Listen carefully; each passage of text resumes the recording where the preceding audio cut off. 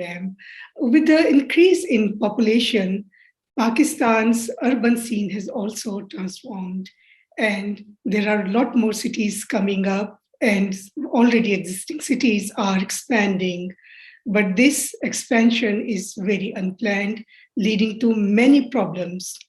Today, we have with us two very senior architects who practice and teach in Belgium but have spent a lot of time in Karachi. Welcome to the program, Asiya and Christophe. Thank you. Thank you. And first of all, I would like you to introduce yourselves a little bit, beginning with Asiya. Okay. So my name is Asiya Sadiq. I'm a Pakistani architect from Karachi. All my education, architecture education, first degree was done in Karachi. Then I came to Belgium at the KU Leuven University to do a master's in architecture. That's where I met Christophe, my husband. And then we went back to Pakistan, set up a practice. And I was also teaching at the NED University as associate professor for around 12 years. In fact, I've taught longer than that.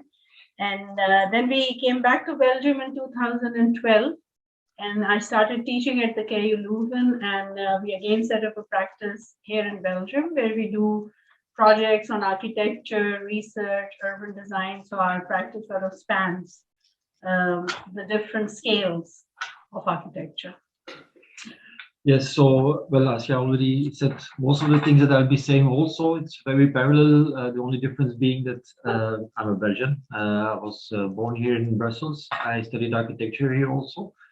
And I did a master's in urban planning and human settlements where I met Asiya, after which we went to live in Pakistan for 12 years, where we both had our practice. We also worked for almost 10 years with renowned architect haphazard, with whom we did a lot of projects in terms of research and architecture. So since 10 years, we are in Belgium. We are still teaching, which we were doing over there also.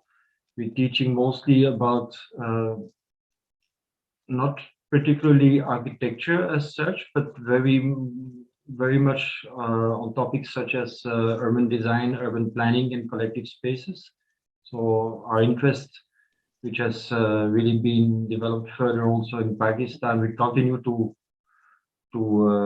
create links with our experience that we had in Pakistan. For example, the studios or the elective courses that we've been, or theoretical courses that we both actually have been teaching in Belgium have a lot to do with our experience in Pakistan. So I've been running a design studio on South Asian megapolis cities called hyper transformations in the global south, and I've been working on Karachi as a case now for almost 10 years. Similarly, Christophe has taught courses which are centered on the global south.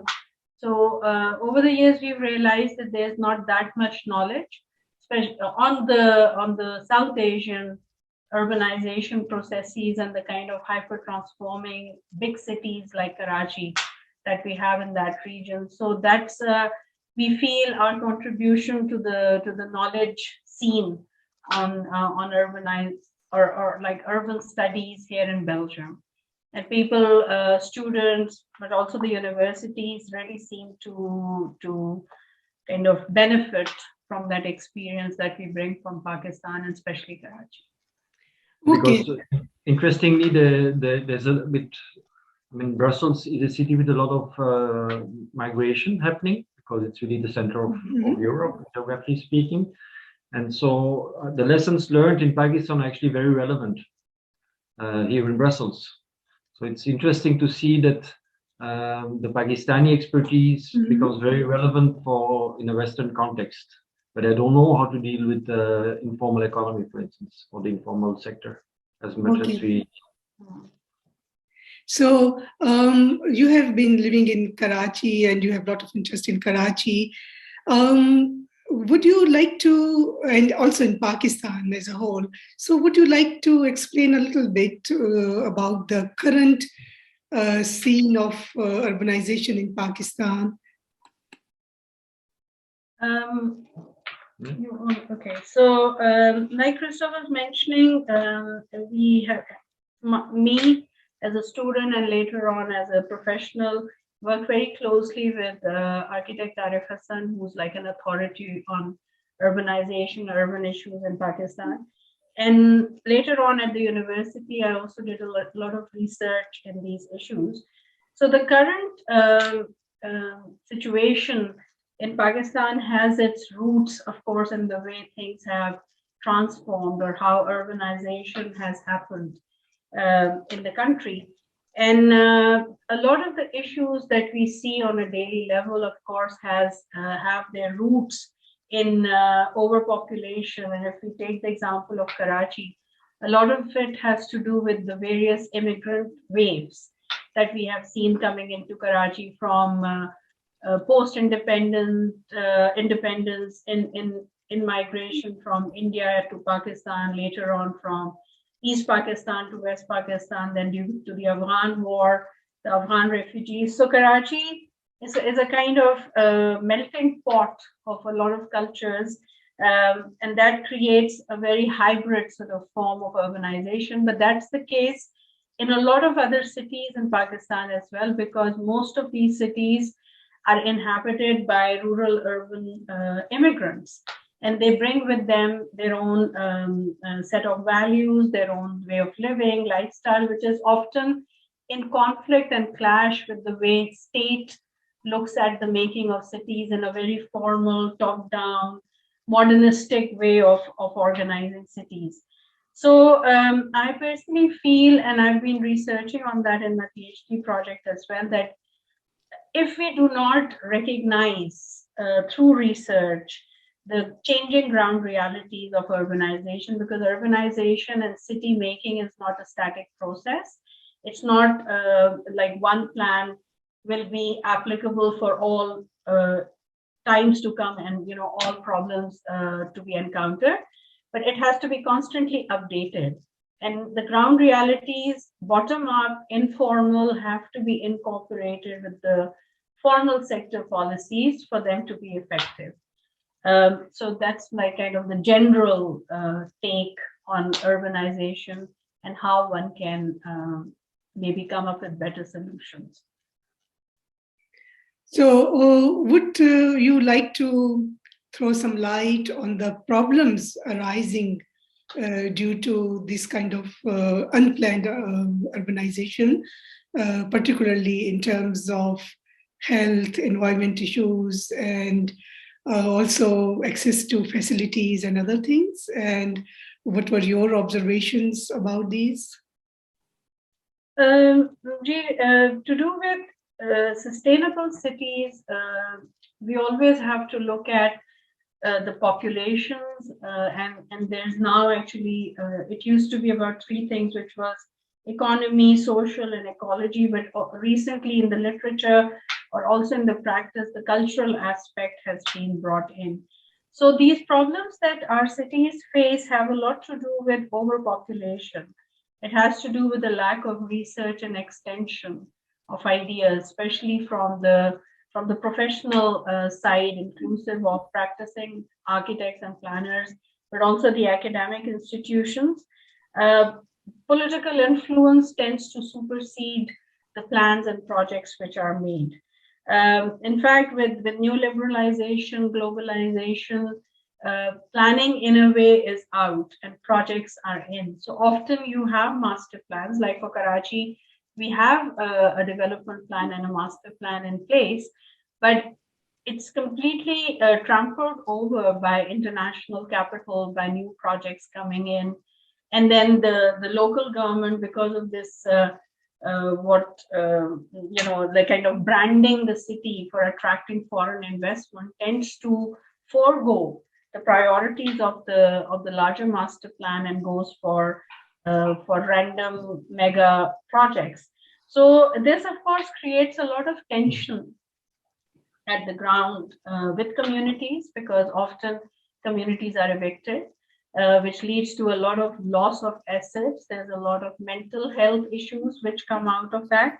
There's, of course, a lot of political discord and chaos which the city sees as a result of these things. So if we want sustainable Pakistani cities, if we want Karachi as an example to be a sustainable economic engine, we have to take along the ecological, social, and cultural aspects which go into the making of the city, and we have to respect the ground realities, the community, the bottom-up practices for a happy, harmonious, well-developed city. Yeah. Maybe you want to maybe I can just give a few examples of these kind of problems that we have been facing in Karachi. Like there has been this period where there was a massive construction of flyovers. Now, a flyover, I think, is a perfect example of a project kind of approach, because the advantage of a flyover is that it can be built in 1 year. So whoever the decision maker, they can very quickly impress the people that are doing something, and people are suffering it because they're stuck in traffic jams. So they like physically face to face with that development, but politicians use it as a branding tool, basically, to build this 1 year projects, which with a quick result and attraction. But unfortunately, climate, for instance, and social change is not something which works in periods of 2-3 years. It's something which one has to envision over the next 30, 40, 50 years. We all know that if we do tree plantation, it's not going to make a difference within a year. It's going to make a difference maybe after the next elections. So that means a lot of courage of politicians, of course, to plan something which is maybe costing a lot of money and will not show any result within their tenure. So it's a bit the price of democracy that one is paying, and that is because of this relatively quick turnover of decision makers that there's a difficulty of having this very forward-looking kind of approach to planning, and planning has to be very forward-looking. One has to be able to take decisions which only the next generation will benefit from. Yeah. So in terms of popularity, it's not the easiest thing for politicians to adopt. Mm-hmm. But the fact of the matter also is that in hyper transforming cities like Karachi, changes are coming so fast, but also it's not just the politicians who are shaping the city. I mean, 65-70% of the city housing stock and building stock is coming from the informal sector. So while the politicians are busy making policies sometimes, which are maybe more long-term and following some kind of a more glamorous image, in the meanwhile, the city is transforming, changing, and growing at a much rapid pace and in a completely different direction. So I think the reconciliation of the two is very, very important, and a dialogue is very, very important between these bottom-up practices and the top-down sort of planning approach, which planners and architects and politicians tend to follow. Actually, there's a famous architect, Danish architect, Jan Gehl, who has this saying, which I think is a very powerful one, where he says that planning should be about humans first, and then the environment tailored to their needs, not the other way around. And very often it happens in parallel, making complete abstraction of what the humans are. And that also reminds me of the book written by Arif Hassan, The Unplanned Revolution, where it's all about this invisible kind of revolution which is busy happening for the last 20 years, how the society is completely changing and is very different from what politicians or decision makers have in mind. Yeah. So they're between catering to a group of people who doesn't exist anymore.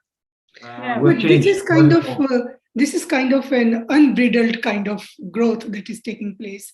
Now so much has been done, and cities have actually grown into, unplanned jungles of concrete.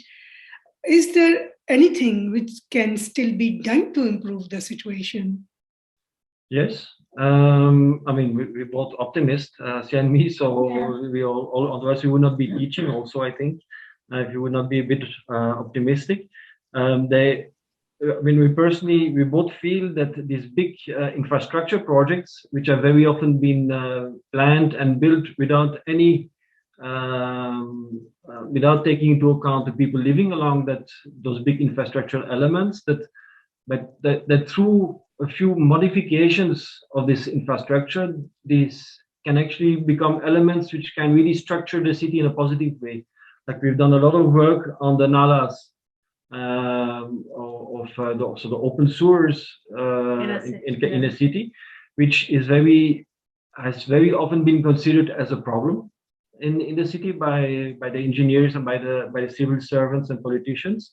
So there would very often be an approach of turning those nalas or covering them, hiding them. But we've been working on projects where these nalas actually become like green lungs of the city, where you take advantage of the fact that you can easily have pedestrian banks along those nalas, that they cross throughout the city, throughout different towns, so they can really become like a backbone structure for the whole city, which already exists. So very often one has to look at those elements which are considered as issues or problems as something which can really help redeveloping the whole city. I mean, we have this kind of tagline which we always use in our projects and also with our students, which is, how can you take a problem and turn it into a potential? And through so many projects done over the years by ourselves in our practice and by our students, it has been proven that you can turn problems into potentials, and you do not necessarily need foreign aid or trillions of millions of dollars to be able to do so. You can actually use local resources, human, financial, administrative, and managerial to be able to do so. But of course, what is required is a change in the professional mindset. It's not many architects and planners who would agree with what we are saying, and it's also requiring a change, or rather an increased political will to support this kind of a thinking of not just getting rid of the problems, but actually finding potentials in those problems. It also requires institutional strengthening. It requires the civic bodies to be strengthened, their human resource capacity, especially the technical capacity, to be more updated with how things can be done, and not, the way the colonials or even the post-colonial bureaucracy has been doing it over the years. Because a lot of the planning standards and the planning principles that we follow to date in Pakistan and many post-colonial countries is embedded in kind of pre-independence charters or constitutions. So we need to do research and change those and adapt them to the current realities which countries and cities in South Asia like Pakistan and Karachi are facing. So that, I think, are the sort of ingredients required to come up with a new paradigm of urbanism. So it's not that we are inventing it. There are many people, there are many architects, planners, researchers, but more importantly, there's a global network of community networks and sort of bottom-up practices where all of this is already happening. And thankfully in Karachi, we have some organizations like the Orangi Pirate Project Research and Training Institute. It's quite a well-known development project, or the Urban Resource Center Karachi, who are part of these networks and who kind of work with these organizations. And because we have been a part of those, and we are still in touch and a part and partner in their activities, we feel, not just because we are idealists or we think everything can improve, but we know that globally such practices exist, and they exist in Pakistan as well. So what they require is recognition to start with, and then they require a systematic recording of their problems and potentials in any sector, be it housing, infrastructure provision, education, health, economy, informal economy, pavement economy.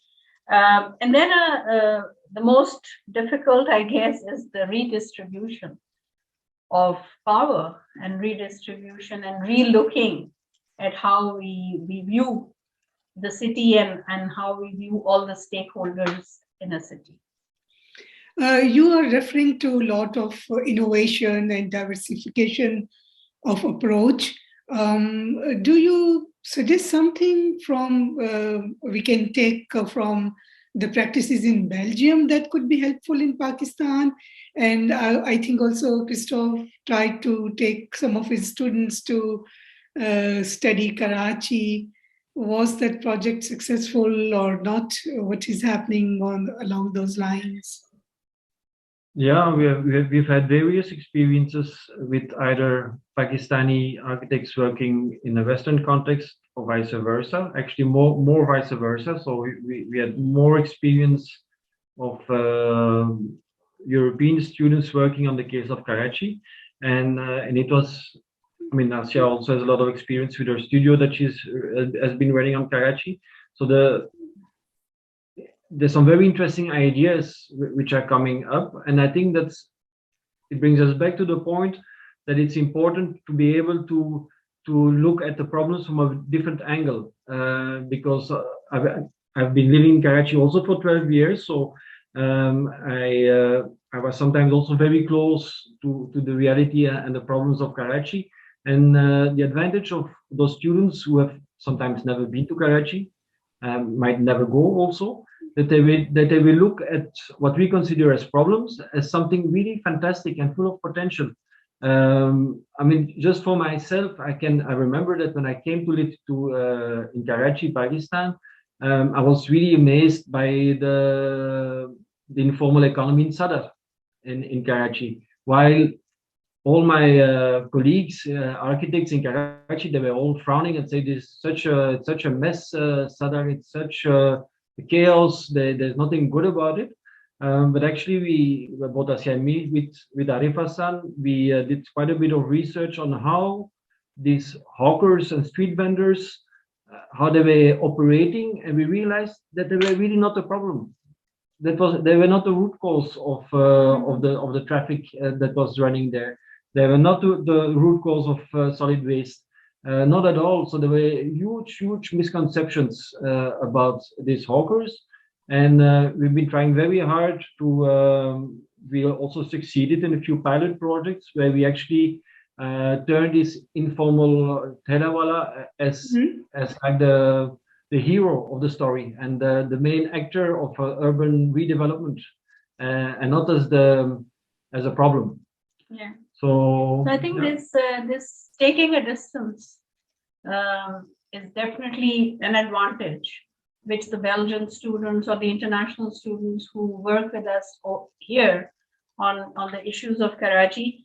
And talking of what one can learn from what is happening in Belgium at the urban planning level or at the urban design level, it's interesting how the same kind of resistance one finds to any kind of new idea. So you might be familiar, recently Brussels has done a lot of, Brussels government has done a lot of cycle highways or like cycle tracks, and they've turned a lot of areas pedestrian, and they have seen so much resistance because people are used to going everywhere there with their cars. It's also a kind of generational thing, but I think it's also a mentality that you live in the suburb and you go to the center with your car, you park it somewhere, and when it becomes difficult, you kind of react to that. But I think they've been very steadfast, the Brussels government, which is a Green party government at the moment. They have really changed the city with very minimal infrastructure. They're, just the provision of these cycling paths and these pedestrian areas, no car areas have really changed the whole character of the city, but also in a good way. People feel much more drawn, especially the younger people feel much more drawn go into Brussels. And then in Flanders, in Antwerp, this green highway, which was made around the city of Antwerp, that saw years of resistance as well.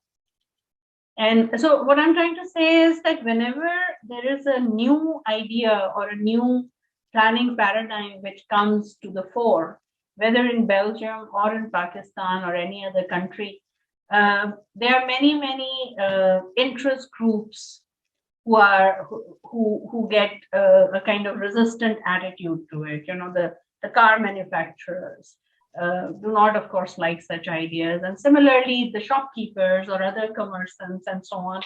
So the important thing is, given climate change, given you know, these big issues like pandemic that we have seen recently, cities and citizens and planners and politicians, I think they have to kind of become sensitive to the fact that some things which may be difficult to do at the short term, or new, or nothing that has been done before, in the long run they actually bring much more benefits. Just these cycling paths will help people become more healthy, and you know, there'll be less car pollution and biodiversity and things like that. So I think those are the sort of ideas we've always also brought to Karachi in our teaching, but also in our practice. There are several projects where people would actually say to us, but you know, the real life projects in our office, and they would say, why do you even get involved with all this extra things around your architectural projects? And we said, because we believe in it, and we feel that you can't just be looking at one building.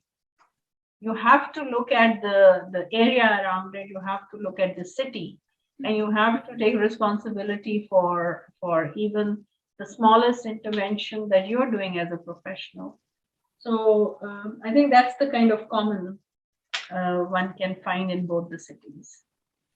Is there anything else that you would like to add to your very enlightening insight into city planning and urbanization in Pakistan? Oh, we could talk for hours if you wish. We're happy to talk about these elements topics, of life and topics. It's I